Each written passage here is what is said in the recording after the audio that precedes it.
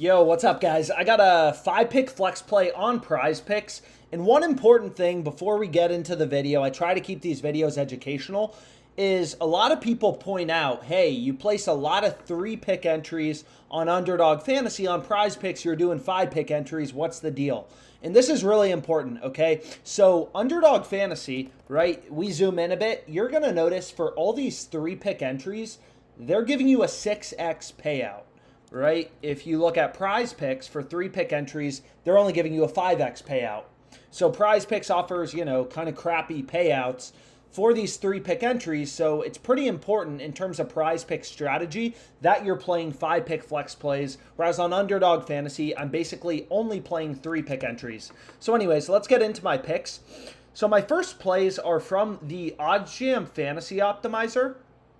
And a lot of people, they get confused. I follow a very data-driven approach to my bets, and I look for value in the market, discrepancies in the market. And again, I'm not going to win every day when I'm finding value, but when you're finding an edge, you're finding value in the market, you're going to win long term.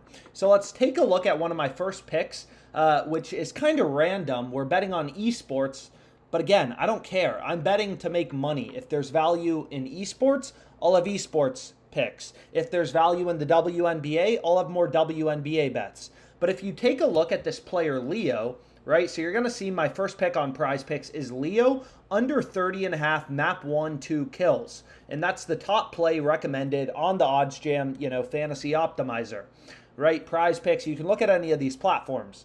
So what you're going to see is literally every other sports book, so Parlay Play, they have Leo's line lower at 28.5.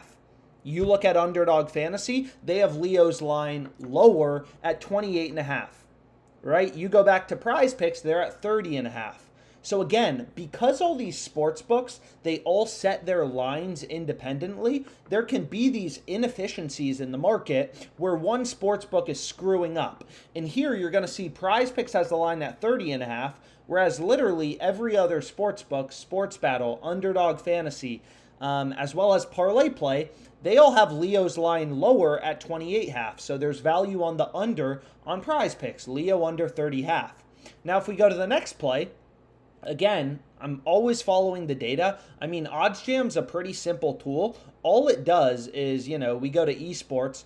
All OddsJam's doing is reading in all these esports lines. I mean, there's so many games in esports you can see. There's literally tens of thousands of lines just on Underdog Fantasy.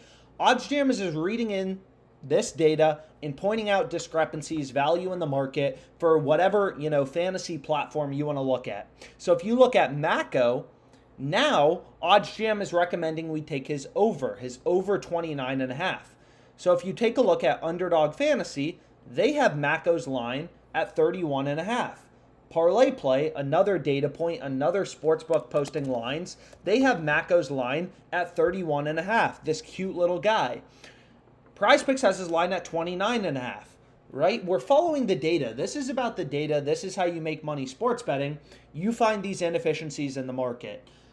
So, long story short, that's the second play I went with. And you can see, here's my full slip here. I have some League of Legends, Snaker under 12.5. I have 3 Valorant plays. And then I have a CSGO play. All of these plays straight from the OddsJam Fantasy Optimizer, finding an edge, finding value in the market. Any questions you have, don't hesitate to reach out. Always happy to help. Let's make some money.